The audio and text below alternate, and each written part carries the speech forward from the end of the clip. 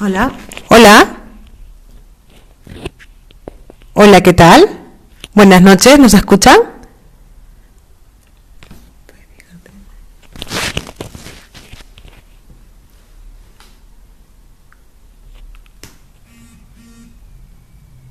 Hola, buenas noches. ¿Sí? ¿Alguien nos... Sí, ahí tenemos...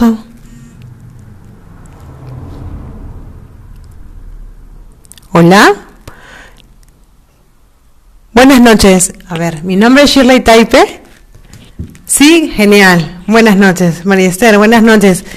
Tengo acá a mi costado a la doctora Milagros Fernández. Fernández. ¿Qué tal? Muy buenas noches con todos. Soy la doctora Milagros Fernández, transmitiendo en vivo para cualquier consulta, por favor. Sí, el día de hoy vamos a tocar todo lo que tiene que ver el tema de derecho penal. Es la primera vez que estamos en una transmisión, así que discúlpenos algunas fallas técnicas.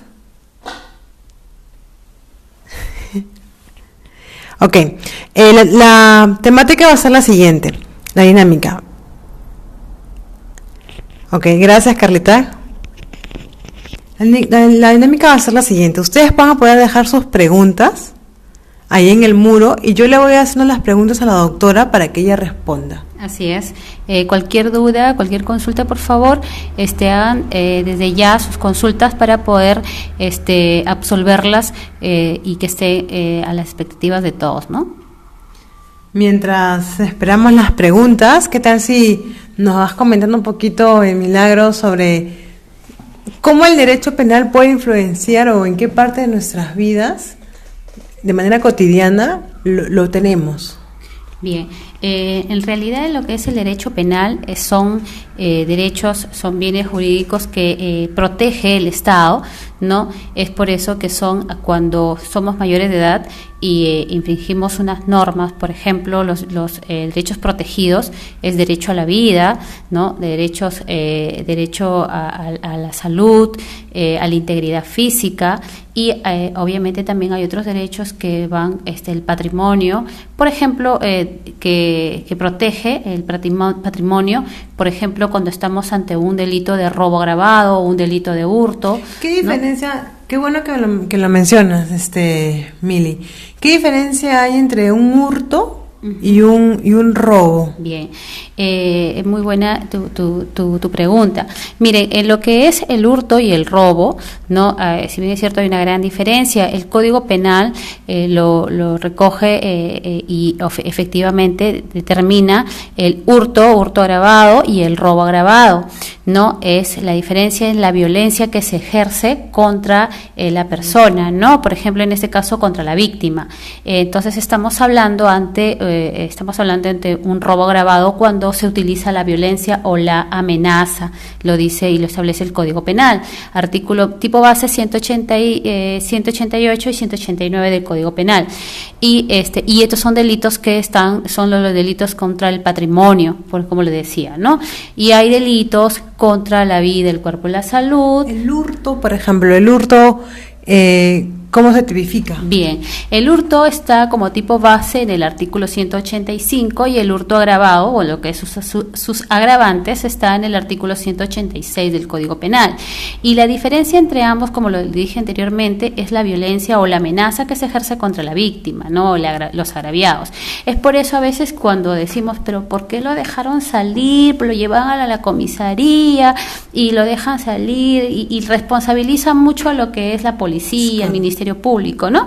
Entonces, la diferencia es en las penas también, ¿no? En los delitos de hurto agravado, por ejemplo, el arrebato de un celular, estamos hablando de un hurto agravado, porque no se ejerció la violencia y ya lo están tipificando o le están ya enmarcando de lo que es el hurto, ¿no? El hurto agravado. Entonces, la pena en el hurto agravado es de 3 a 6 años. Por ejemplo, ¿qué pasa? Yo estoy caminando por la Benavides y me roban el celular, me lo arranchan.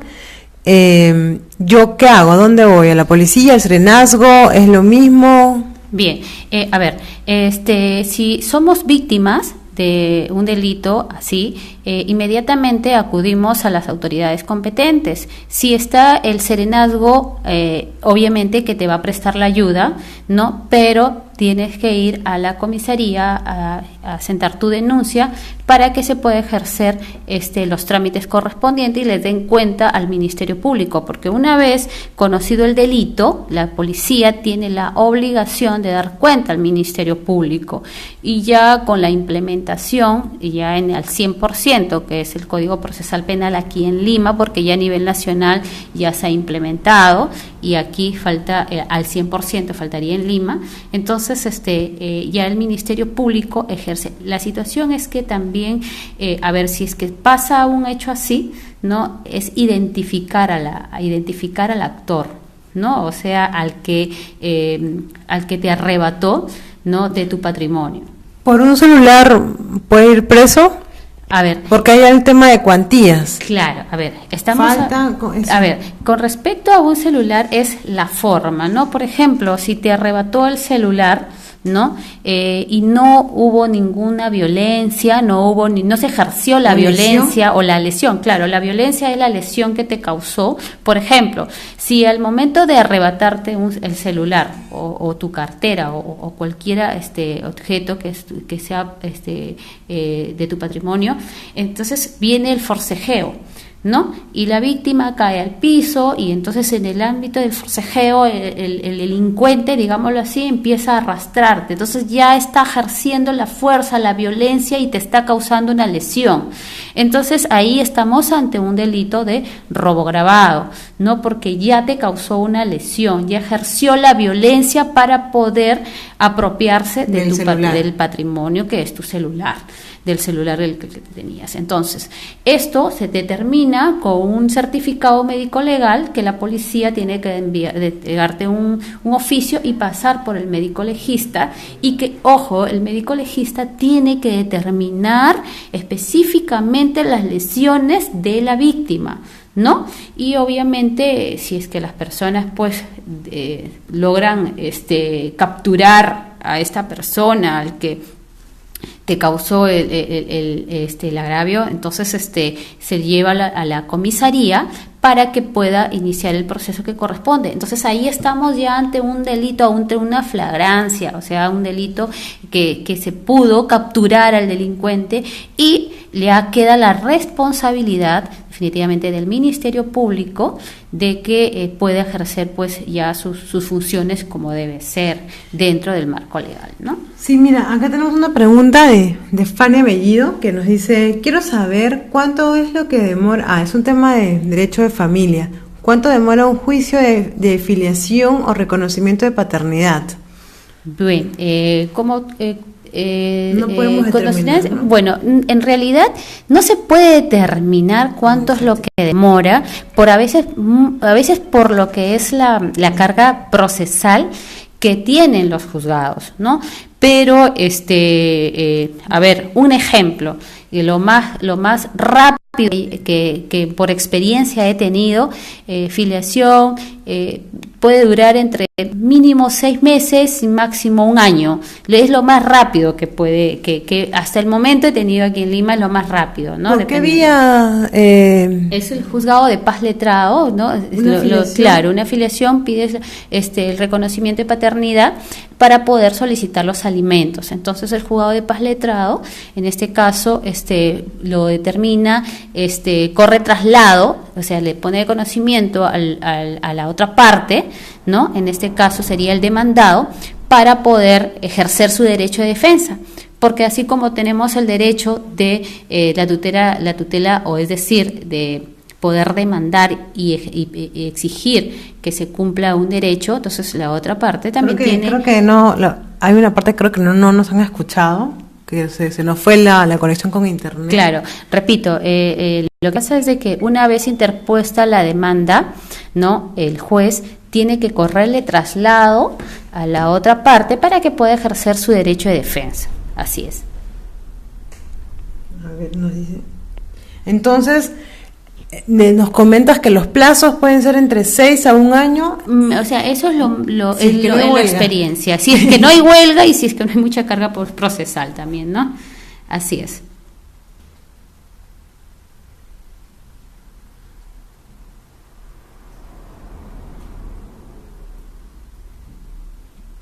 Bien. ¿Alguna otra consulta? Aprovechen, No por veo. favor. Sí, aprovechen realmente, a veces nos quejamos, ¿no? Que no conocemos a un abogado que nos pueda resolver algunas inquietudes o son muy costosos. Entonces he traído aquí a la doctora Milagros, le he sacado el trabajo para que nos pueda apoyar a resolver las preguntas. Ahora es en tema de derecho penal, ese es el fuerte de la doctora, Claro, es especialista en eso. También ve otras cosas. Claro, con lo que es alimentos, Ajá. Violencia familiar, ¿no? Que en realidad es el día a día y lo que hoy por hoy estamos viendo nosotros Correcto. Sí. todos los días en las noticias y es lo que tenemos que también orientar, ¿no? Así que también cualquier consulta sobre violencia familiar, por favor, háganlo para que vean qué es lo que tienen que hacer. Qué bueno que lo mencionas, Mili. ¿Cómo sería el procedimiento en todo caso? Ok, yo tengo un tipo de agresión con alguna pareja. ¿Qué es lo que me tocaría hacer? Digo, ok, quiero denunciar. ¿Dónde acudo? ¿A dónde voy? Bien, existen dos tipos de lesiones, ¿no? O sea, por ejemplo, dos tipos de agresión, como se dice. No solamente es la agresión física, sino también la agresión psicológica, que es una de las agresiones que va poco a poco, ¿no? Creciendo, a veces sin darnos cuenta, y digo sin darnos cuenta porque también en alguna otra oportunidad a veces uno deja pasar, ¿no? Tanto para el hombre como la mujer. Entonces, ese es un tipo de lesión que, por ejemplo, entra sin que uno se dé cuenta, a la lesión física. Y en ambas tiene que haber una evaluación, tanto, por ejemplo, si hay una violencia psicológica, tiene que haber una evaluación hecha por el médico legista, es decir, en este caso estamos hablando de un psicólogo de medicina legal, en la cual cuando uno es víctima de este tipo de agresión psicológica, podemos ir a la comisaría y hacer de conocimiento que es víctima de una agresión psicológica. Entonces el efectivo policial está en la obligación de aceptar su denuncia y hacer los trámites que corresponden. Dentro de ellos está entregarle un oficio para que puedas ir al médico, en este caso al especialista, al psicólogo, para que puedas pasar por una evaluación psicológica y a fin de determinar el daño psicológico.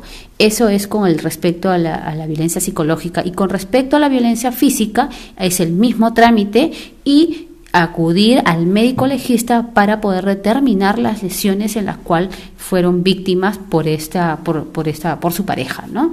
Por su pareja o por cualquier hijo o por cualquier miembro de una familia. No solamente es pareja, sino la violencia familiar es ejercida por cualquier miembro de la familia, Mira, hijos, bueno claro, hijos, abuelos. Un padre también podría denunciar a un hijo, Claro. que existe un tema violencia familiar, incluyendo también lo que sería la psicológica. Claro, la violencia familiar incluye, no solamente es pareja, la violencia familiar se ejerce también por cualquier miembro de la familia, hijos, nietos, tíos. Entonces, en ese grado está dentro de lo que es la violencia familiar, así que no vayan a confundir de que porque de repente mi tía me pegó, me insultó, no puedo yo accionar, no puedo ir a denunciar. Sí, es también parte de lo que es una violencia familiar psicológica, ¿no? O física. ¿Qué es? Yo siempre tengo la pregunta, ¿qué es la DEMUNA? ¿Cómo opera? ¿Qué es parte del Estado? La DEMUNA es parte de una de las instituciones del Estado que creo que lo tiene a cargo la municipalidad. Entonces, la municipalidad es por intermedio de esta institución, que es la DEMUNA, lleva procesos en el ámbito más conciliatorio, creo yo, ¿no? Lo que es, por ejemplo, alimentos. Entonces, pueden ir a la DEMUNA y solicitar de una forma mucho más armoniosa lo que es alimentos. pero siempre y cuando la gran diferencia que lo puede solicitar judicialmente es que son aquellos hijos reconocidos, o sea, que y no tengas que hacer la demanda por filiación y posteriormente lo que es alimentos, ¿no? Entonces es importante que conozcan esto también, porque tiene que haber el reconocimiento del padre, ¿no? Y que no haya este problema. Claro. Pero es una forma mucho más viable y es más armoniosa. Ahora, en la de Muna lo que yo tendría es una acta de conciliación.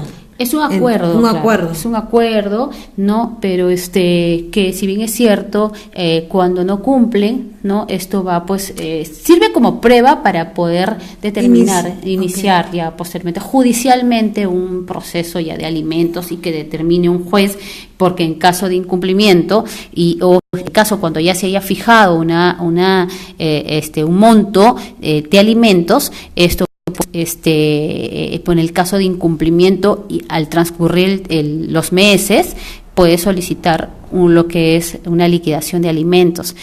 Solo hay cárcel por deudas, es decir, alimenticias, ¿no? En lo que es omisión a la asistencia familiar. A ver, cuéntanos un poquito sobre eso, que creo que a veces a mí me ha tocado en un momento que, hemos hecho todo el proceso judicial para el tema de alimentos, tenemos la sentencia, embargamos, si es una persona, si es el padre es un trabajador dependiente, es más fácil en la práctica, pero cuéntanos esa parte que es, a ver. Bien, lo ideal es de que el demandado, en este caso, es decir, el que no cumple con los alimentos, se le llama el demandado a quien voy a emplazar para que su cumplimiento, que ojo, ¿no? El demandado también puede ser que los hijos estén a cargo de los padres y que la madre tampoco no cumple, ¿no? Entonces, en este caso, la persona obligada a cumplir con los alimentos, una vez iniciado el proceso de alimentos en el juzgado de paz que corresponde y se fija una pensión de alimentos, lo ideal pues que esta persona sea un trabajador dependiente, porque interpones una medida cautelar hasta que salga la sentencia, se van fijando un tanto por ciento, ¿no? Pero cuando no sucede esto, ¿no? A veces la persona no tiene un trabajo dependiente, o se desconoce sus ingresos, o se desconoce el arraigo laboral, ajá, ¿no? Entonces, definitivamente, si bien es cierto, el juez puede exhortar a que cumpla provisionalmente un monto, ¿no? Pero mayormente no lo hacen los jueces, ¿no? Y se va generando un monto hasta cuando se fija una sentencia. Una vez se fija una sentencia, los alimentos se liquidan a partir del día siguiente de la notificación que haya tenido conocimiento la otra parte, es decir, el obligado, el demandado. Un ejemplo, la madre demanda al padre para que cumpla, entonces una vez, si es que le notificaron una fecha, corre a partir del día siguiente de conocido el proceso, ¿no? En este caso la otra parte. Entonces ahí se va generando ya un monto. Entonces se saca una liquidación, se practica una liquidación, uh-huh, de alimentos, donde se le corre traslado a la otra parte para que cumpla con el plazo de 3 días el pago total. O de repente primero son para que se apruebe esa liquidación. Si él tiene que observar o algo, puede observar. O si no, se aprueba esa liquidación y se le exhorta para que cumpla con el plazo de 3 días. Si no cumple, ¿qué sucede? Efectivamente, si no cumple con el pago de los alimentos, esta persona tiene, el juez le dice: señor, cumpla bajo percibimiento de ser denunciado por omisión a la asistencia familiar. Esto es una de las conductas que está tipificada en el Código Procesal Penal dentro de lo que es los delitos contra la familia y que se llama omisión a la asistencia familiar, en la cual el padre o el obligado que no cumple con esta obligación está atentando contra la familia, en este caso. Y entonces, en ese momento, si no cumple, el juez ordena que vaya a ver, ¿qué es lo que hace? El juez ordena que se denuncie penalmente. Entonces empieza una denuncia penal. Y a eso ya va al Ministerio Público. Y el Ministerio Público es el que ejerce la acción, es el que cuida, tutela los derechos, por ejemplo, en ese caso, los derechos de la familia, ¿no? Claro. Así como el derecho a la vida, el derecho al patrimonio. Sí. Entonces, el Ministerio Público ejerce esa función y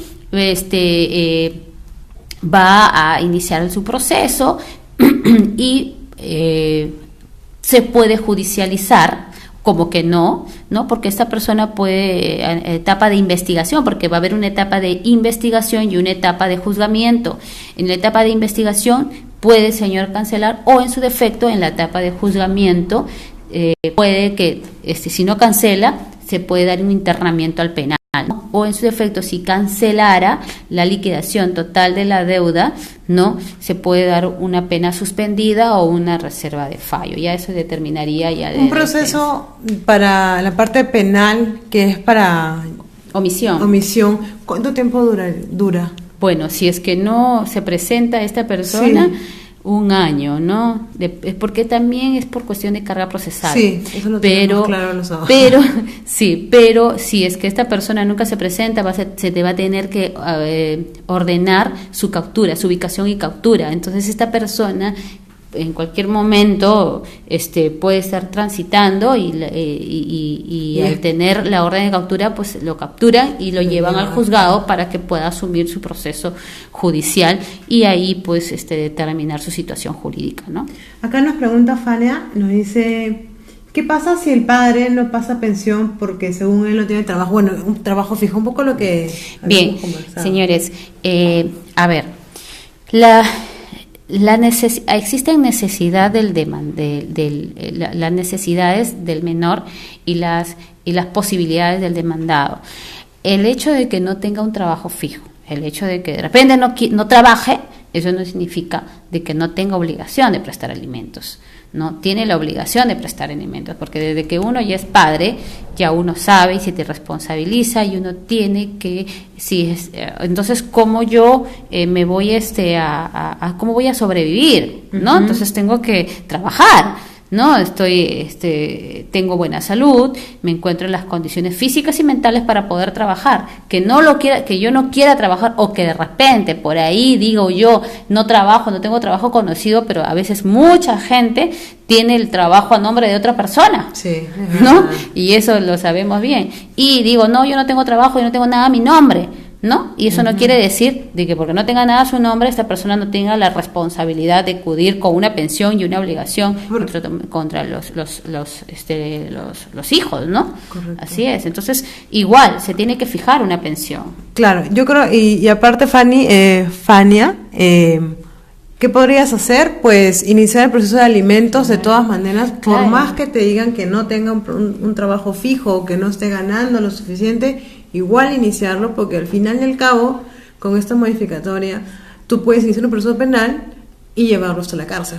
Claro, el proceso penal, ojo, es por un monto que no pagó, pero igual igual sigue corriendo los pensiones porque la obligación es mensual, claro, ¿no? Y es más, señoras, les digo, ¿no? De que el hecho de que uno inicie su proceso de alimentos, uno tiene que determinar y acreditar las necesidades que tienen nuestros hijos, las necesidades que tienen los chicos y la obligación que tiene el demandado. Y es más, a veces dicen, no, yo no tengo trabajo conocido, pero de repente su situación social demuestra otras cosas. Entonces uno tiene que agenciarse también de alguna u otra prueba para demostrar que si bien es cierto, claro, este señor demuestra que no tiene trabajo, pero sí tiene una vida social que contradice lo que él dice. Podría, por ejemplo, si el padre dice que no tiene un trabajo fijo o no gana lo suficiente porque tiene otra familia o lo que fuese, ¿puedo yo esa obligación trasladarla a los abuelos, a un pariente? A ver, si bien es cierto, existe en el Código de Paz Letrado el orden para poder pedir alimentos, pero si esta persona dice, ok, yo no tengo lo suficiente para poder, entonces la persona tiene que demostrar carga familiar y tiene que demostrar que esa persona no puede, o sea, se encuentra en un estado de necesidad que más bien a él lo tienen a él lo tienen que ayudar. Entonces, si no demuestra eso, Entonces no acredita o no se exime de su responsabilidad, como le digo, ¿no? Entonces ahí, bueno, podríamos demandar a los abuelos, pero no, entonces tiene que demostrar que no tiene esa capacidad para poder cumplir con sus obligaciones. Luego nos pregunta Carla, ¿los devengados se tienen que pagar el monto completo luego de los 3 días o se puede fraccionar? A ver, el juzgado ordena para que cumpla dentro de 3 días el monto total de la liquidación. Si bien es cierto, la intención, los procesos de paz, los procesos del juzgado de paz letrado es a impulso de parte. Okay. A impulso de parte. Si impulso les voy a explicar. Impulso de parte. Impulso de parte. Claro, impulso de parte implica y significa de que si yo interesado y la interesada no presento un escrito y no estoy, señor juez, ¿hay que no cumplió? El juez de oficio no lo va a hacer. Hay ciertas acciones que sí son obligación del juez, pero hay ciertos procesos que son a impulso de parte. Okay. Entonces, ¿por qué? Porque ahora, puedes tú hacer notarialmente con el obligado, tú puedes llegar a un acuerdo, por eso dice a impulso de parte. Pero después tú llegaste a un acuerdo, te llamo por teléfono y dices que te voy a pagar. Pero bueno, no lo he pagado esto, bueno, voy a pagarte. Ok, vamos al notario y yo acuerdo con esta persona.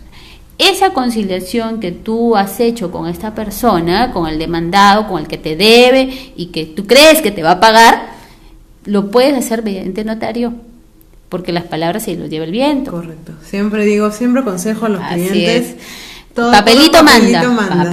Entonces, ¿qué hacemos? Nos vamos al notario, llegamos a un acuerdo con los plazos y ojo que están corriendo intereses, pero como nosotros somos muy buenas, quedamos en eso. Perdonamos. Y ese acuerdo, lo ideal es ingresarlo al juzgado, para que el juez de todas maneras tenga conocimiento. Entonces lo ingresamos o lo guardas como un as bajo la manga, porque hay que desconfiar de todo el mundo. Entonces, si esta persona no cumple, señor juez, pese a que este señor no ha cumplido con el pago, ¿no? Si quieres, lo ingresas y que solicitas que se remitan las copias al Ministerio Público por el incumplimiento. Entonces, ya depende de ti.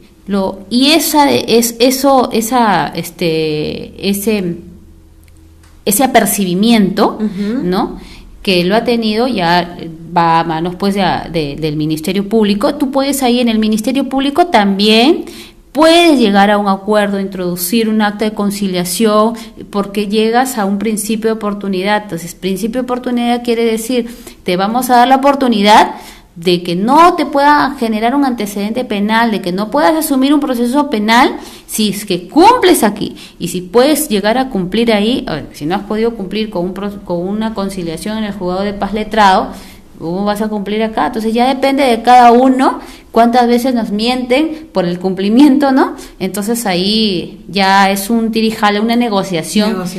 Y ya sabes pues a lo que te vas a tener, ¿no? A ver, nos pregunta Cris, ¿qué derechos tiene un padre si la madre quiere abortar pero él no quiere que aborte? ¿Influye en algo el que estén casados o no? A ver, el aborto es un bien jurídico protegido, que es la vida, está dentro de lo que es los delitos contra la vida, el cuerpo y la salud, y esto lo protege el Estado. No, el aborto no implica si es que eres casado o no eres casado. Si tú eres padre y yo no quiero que mi pareja aborte, así sea casado, no sea casado, ¿no?, con ella, implica que yo no quiero que abortes, y yo podría, si soy padre, podría ir a la Fiscalía de Prevención del Delito y decir, ¿saben qué? Mi pareja, tengo entendido que por intermedio de ella, y en varias oportunidades me ha dicho que va a abortar, y entonces la fiscal podría intervenir, ¿sabe qué, señora? Vamos a saber, queremos saber si usted está embarazada. Entonces van a hacer todas esas facultades que tiene el Ministerio Público, puede ser la Fiscalía de Prevención del Delito, prevenir el delito, ¿no? Entonces yo puedo acudir a la Fiscalía de Prevención del Delito. ¿Y dónde está la dependencia de la Fiscalía? Es en el mismo Ministerio Público, claro, es el Ministerio Público. Van y puedo decir dónde está. Hay una institución que es Fiscalía de Prevención del Delito, que es en el Ministerio Público, y puedo hablar con el fiscal encargado de turno, que estoy enterado, si es padre, de que fulana de tal quiere abortar, o ojo, señores, en los delitos, en los delitos penales, no solamente yo como agraviado puedo denunciar. Puede denunciar cualquier persona, puede denunciar mi vecino mediante acción pública, mediante acción de oficio por el Ministerio Público, o cualquier otra acción que implica. ¿Por qué? Porque son delitos que lo protege el Estado. Entonces, no es porque tú no eres el interesado, tú no eres el agraviado, tú no te metas y no puedes denunciar. Ojo. Entonces, por ejemplo, la mamá o cualquier persona dice, ¿sabe qué? Mi vecina quiere abortar o algo, y te vas a la Fiscalía de Prevención del Delito. Entonces hay que saber dónde ir más o menos para poder, pero ojo, no necesitas ser casado para poder decir, ok, tu derecho no es porque no eres casado conmigo, ¿no? Okay.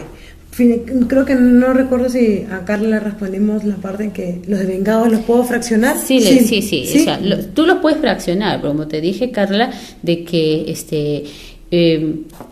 ese impulso de parte, si tú crees, si tú no mueves tus procesos de alimentos, si tú dices, ay, qué señor juez, no me pagó en los 3 días, por favor, haga efectivo el apercibimiento y denúncialo. Pero tú puedes ir y fraccionarlos y no lo cumple, y vas a introduces un documento, ingresas un documento y dices, ay, qué señor juez, ese señor no cumple, denúncialo por omisión a la asistencia familiar.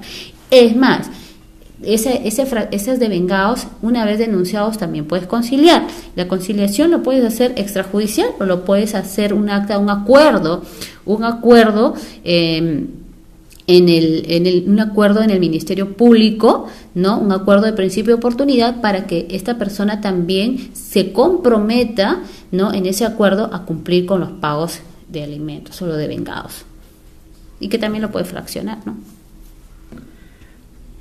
¿Cuál es el procedimiento? ¿Cómo actuaría el ministerio para evitar que eso suceda? O sea, para que no aborte. Bien, el Ministerio Público, dentro de sus facultades, una vez conocida la noticia, dentro de sus facultades primero yo tengo que llevarle una prueba que acredite el hecho, ¿no? Y el Ministerio Público puede acudir a la casa, o por algún motivo puede hacer reconocimiento, porque yo tengo que acreditar que esa persona está embarazada, ¿no? Entonces se tiene que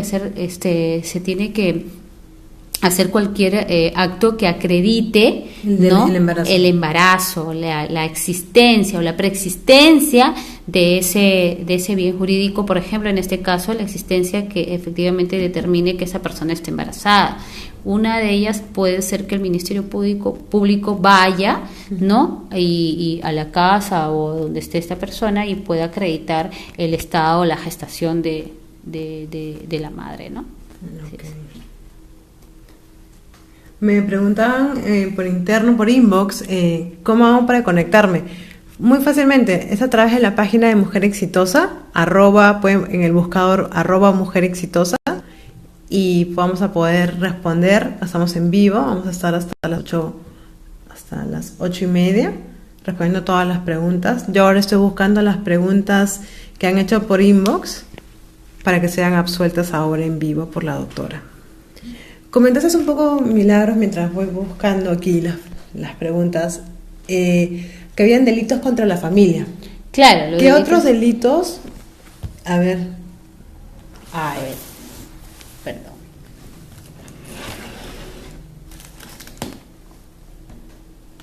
Ahí, ya.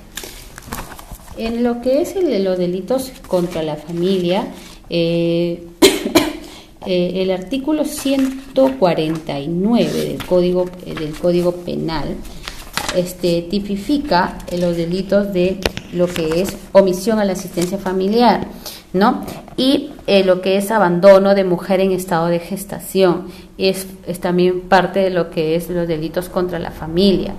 Tenemos lo que es el artículo 149 y lo que es el artículo 150 que tipifica el abandono de mujer en estado de gestación. En lo que es abandono de mujer en estado de gestación, por ejemplo, una pareja está conviviendo y esta persona, el padre, el padre o tu pareja te abandona, te deja y no sabes, te deja en total abandono, porque se tiene que acreditar el abandono de la persona, de la mujer en estado de gestación, y ahí ese abandono por parte del padre, ¿no? O del padre del niño que está por venir, está tipificada como un delito de abandono de mujer en estado de gestación, que también se encuentra tipificado en el Código Penal.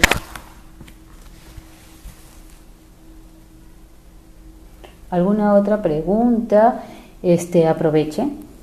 Sí, acá estoy. En los delitos igual, por ejemplo, así no conozcan al agresor, en este caso en los delitos de robo o hurto, dicen, no, es que yo no lo voy a denunciar porque yo no sé quién ha sido. Es bueno denunciar porque al menos de alguna u otra manera las comisarías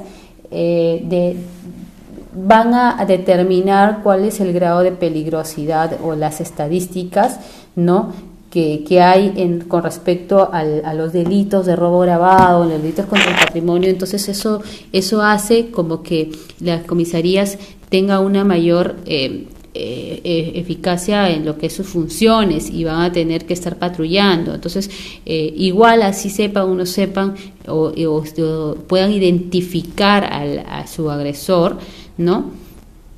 Les exhorto a que hagan su denuncia, ¿no?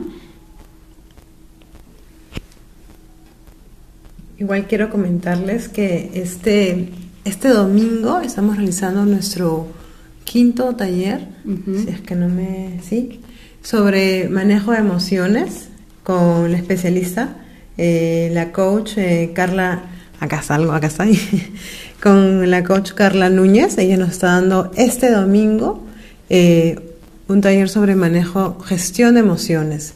¿Cuán importante es? Sí. Quizás si tuviéramos esa parte aprendida, nos evitaríamos todos estos temas legales. Sería genial. Sería genial, ¿no? Que tomemos conciencia de la importancia de conocernos. Así es. Y más sobre todo en lo que es hoy por hoy se está viendo lo que son los feminicidios, los delitos que en realidad prendemos la televisión, una de las primeras noticias es víctima de feminicidio, ¿no? O violencia familiar. Entonces ya si hay una violencia familiar, por ahí es el primer paso, ¿no? Es por donde se empieza. Entonces tenemos que, como personas, ya sean hombres o mujeres, tenemos que decir, basta, ¿no? Hasta aquí nomás. Pero si no, de repente dejamos llevar todo, dejamos pasar muchas cosas, ya vienen los problemas, se hacen mucho más grandes, como una bola de nieve, ¿no? Entonces debemos saber el momento adecuado de decir hasta aquí nomás y valorarnos un poco más, ¿no? Nos pregunta también, mi hijo nació en otro país, ¿tiene DNI, necesita pasaporte para entrar a Perú? No, a ver, su hijo nació en otro país. En otro país, ya me imagino que, bueno, allá en... Tiene DNI, dice que tiene DNI, necesita pasaporte para entrar al Perú, ¿no? No, a ver, si tiene un documento de identidad de la nacionalidad, en este caso, es un documento, si es que nació en Estados Unidos o algún otro documento, de acuerdo a los... a ver, se rige de acuerdo a las leyes del... Lo que entiendo es que para entrar a Perú necesita otro documento, ¿no? Con el DNI es suficiente, a ver, ¿correcto? Yo entiendo de que si él ha nacido en otro país, me imagino que tiene el documento de identidad de ese país porque estamos hablando de que tiene la nacionalidad del país en la cual él nació. Ahora, para poder venir al Perú, en todo caso determinaremos cuáles son sus leyes, ¿no? de ellos, porque si bien es cierto, por ejemplo, aquí en el Perú, un ejemplo, ¿no? Aquí en el Perú, para poder salir con tu hijo, no necesitas una autorización bueno, judicial. Tú te estás yendo por el otro lado. Claro, entonces ahora si vemos para el otro lado, no sé cuáles son sus normas legales de ese país, para poder ingresar, claro, ¿no? O sea, al salir, porque estamos hablando de que... No, estamos hablando, lo que entiendo es que para que ese menor entre acá al Perú. Claro. Entonces, para que entre al Perú necesita, si tiene el DNI, con el DNI puede entrar sin ningún problema. O el documento que autoriza la salida del país de donde él tiene su nacionalidad. Sí. Me dejo entender, porque si viaja con ambos padres no necesitas una autorización, pero si viajas solo, y ahora dependiendo del tipo de documento, desconozco cuál es el trámite allá, pero lo que sí le puedo asegurar, por ejemplo, aquí en el Perú, si tú necesitas viajar con tu hijo, es menor de edad, y salir fuera del país, necesitas una autorización judicial, si es que solamente es uno de los padres, ¿no? Pero si son los dos padres, no hay ningún problema. Acá me han hecho un par de preguntas por inbox. Me dicen, ¿qué sucede si tenía un estilo de vida, era conviviente, y bueno, ahora nos hemos separado? Yo tengo, vivo con mi hijo, es una mujer, y bueno, yo ya no le puedo seguir dando ese estilo de vida. Me quieren demandar por un proceso de alimentos. ¿Cómo yo pruebo para que ya yo no puedo sostener ese estilo de vida, pero el padre sí podría, porque él era el que mantenía? Ahí, ¿cómo el juez la puede obligar a seguir manteniendo ese estilo de vida aun cuando sus ingresos no le alcancen? Ya, mire, justamente hace un momento yo determiné, es las necesidades del menor y las posibilidades del obligado, ¿no? O en este caso del demandado o del padre. Si es que hay un estilo de vida y definitivamente está dentro de las posibilidades del obligado, ¿no? Porque si, por ejemplo, de repente ya no está en el mismo trabajo y cuando estaban viviendo juntos ganaba 10,000 soles, ahora ya no están viviendo juntos y está ganando 5,000 soles, entonces tienes que demostrar las necesidades y las posibilidades del obligado. De los obligados, claro, porque ambos son obligados, claro, ¿correcto? Entonces, yo como obligado, mi situación económica es esta, yo tengo que demostrar mi situación económica, por eso es que tú emplazas a la otra parte para que pueda defenderse y la otra parte pueda decir, mis posibilidades son estas, yo actualmente gano tanto, claro. O sea, él tiene que demostrar cuánto efectivamente gana. Y la diferencia que hay entre la madre de repente que está a cargo del menor, y dice, ella por el momento le puede dar ese un estado de vida, porque ojo, que las obligaciones son de ambos padres. Correcto. ¿No? Entonces de repente están muchas mejor posibilidades. El juez podría dar el caso que una de las partes esté en mejor posibilidades económicamente y pueda decir, ok, esta menor o este menor tenía un estilo de vida de tal manera. Tú, una de las partes, la parte A, sigues teniendo ese mismo estilo de vida, así que tú podrías dar un poco más de los alimentos. ¿Eso es posible? Claro, a ver, estamos hablando de que cuando hay una demanda de alimentos, el único emplazado aquí es el papá. Entonces, o la mamá, o en su defecto, si están del otro lado, si los hijos están con los papás y la emplazada es la madre, ¿no? La obligación, por eso le dije, la obligación es de ambos y tiene que determinarse cuál es las posibilidades, ojo, las posibilidades del obligado y las necesidades del demandado. Ahora, si por ejemplo mi hijo yo gasto 5,000 soles, ¿no? Esto implica lo que es educación, alimentos, salud, vestido, recreación, ¿no? Entonces yo puedo cumplir, ojo, los padres se puede fijar un monto de una pensión de alimentos hasta un 60%, de lo que gana el obligado. Más allá ya no se puede fijar. ¿Por qué? Porque tienes que resguardar también la necesidad de la supervivencia de la parte, ¿no? En este caso del padre o del obligado.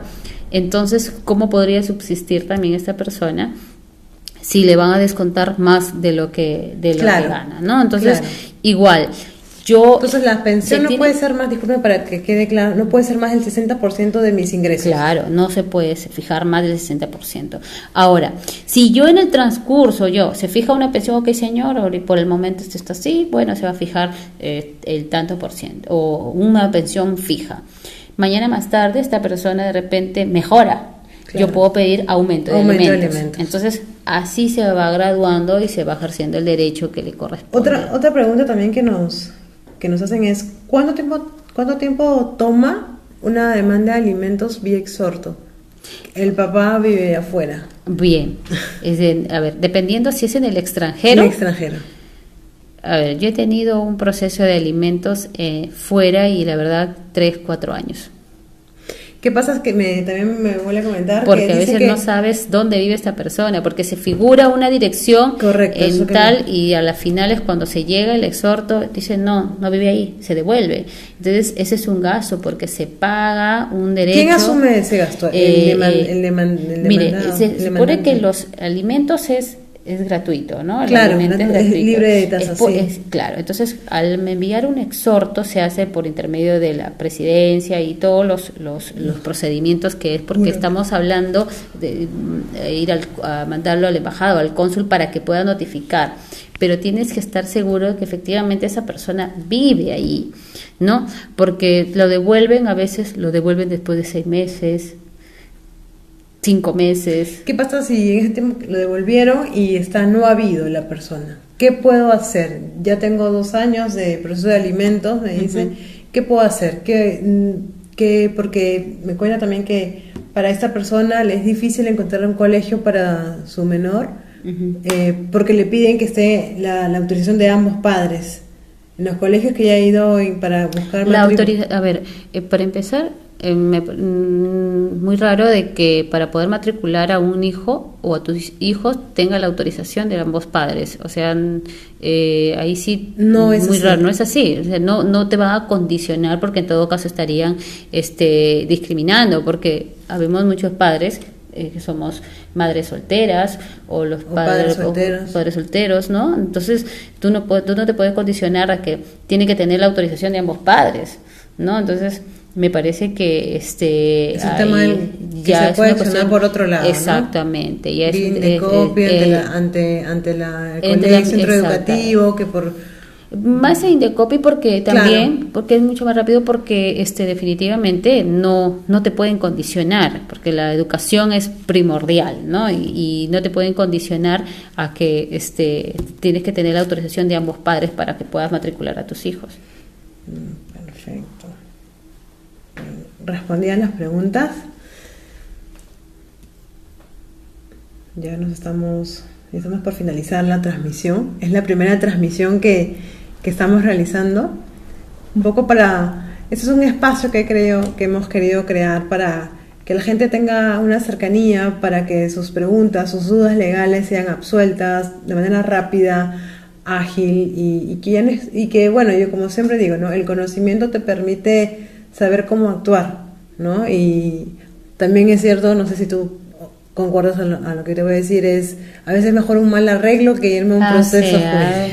Así es preferible un mal arreglo, un mal juicio, ¿no? Porque definitivamente a veces los procesos judiciales son muy muy largos y ojo, los acuerdos que se pueden hacer, existen mecanismos que puedan tener más seguridad, por ejemplo, con una conciliación, que son acuerdos que definitivamente tienen más seguridad jurídica, ¿no? Uh-huh.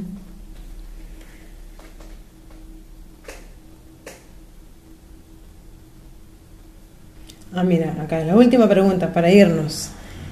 Nos cuenta Mónica, nos pregunta por interno, ¿qué hacer cuando alguien en tu centro de trabajo que trabajaba contigo te hace una mala reputación laboral. Ujú. Entiendo que es una difamación. ¿Qué se puede hacer porque eso te desprestigia social y laboralmente? Bien, en nuestro Código Procesal Penal también se protege esos derechos en lo que es,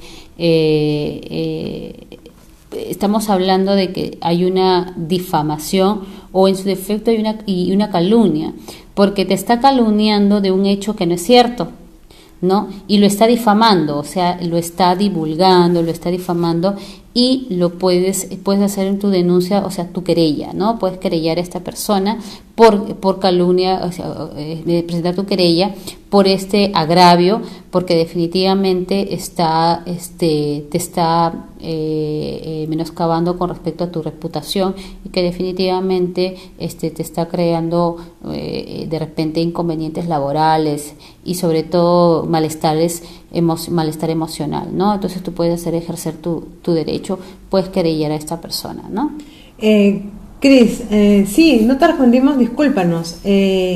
Pues sí, si tu hijo es peruano y tiene DNI, puede ingresar al Perú sin ningún problema. O sea, el documento de identidad para... Está viajando con ambos padres, creo, ¿no? Pero es...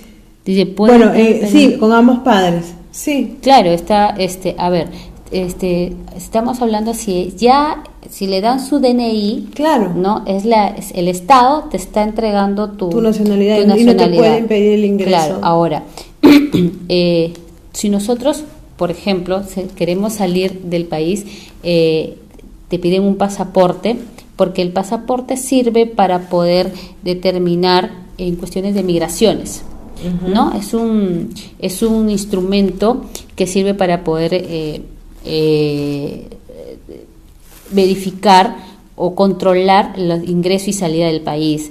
Entonces sería bueno, y mi recomendación es gestionarle el pasaporte a tu hijo a fin de que pueda transitar, porque estamos hablando de transitar y el tránsito internacional. Entonces, a fin de poder tener un control, ¿no? Es el uso del pasaporte para el control de lo que es ejercer, o en todo caso el tránsito internacional, ¿no? Entonces ese es el control que tiene lo que es el Estado en lo que es migraciones, ¿no? Porque en el pasaporte tiene un PIN igual, sí, que tiene el DNI. Entonces eso determina el ingreso y salida del país, tanto de los adultos como de los menores. Entonces es recomendable de mi punto de vista, si bien es cierto no soy especialista, pero por una cuestión de control del Estado, es recomendable tramitarle su pasaporte por una cuestión de control y de tránsito internacional. Perfecto. Bueno, ya es hora de despedirnos. Quiero agradecerles por habernos acompañado en esta primera transmisión, y igual escríbanos, las preguntas se seguirán respondiendo por interno durante la semana. Y si tienen un tema que les gustaría que sea tratado para que les puedan responder las preguntas, sea en temas migratorios, sea en temas, no sé, laborales o familia en profundidad, escríbanos y para saber qué nuevo Facebook Live realizaremos, ¿sí? Los quiero invitar igual este domingo a este workshop que tenemos sobre gestión de emociones, que lo va a dictar la coach Carla Núñez, y bueno, muchas gracias por acompañarnos, y disculpen a veces las interfaces que ha podido haber, pero es nuestra primera transmisión y ténganos paciencia. Muchas gracias y muy linda noche. Muchísimas gracias también, abrigarse con el frío, por favor, y un gusto haber tenido este intercambio. También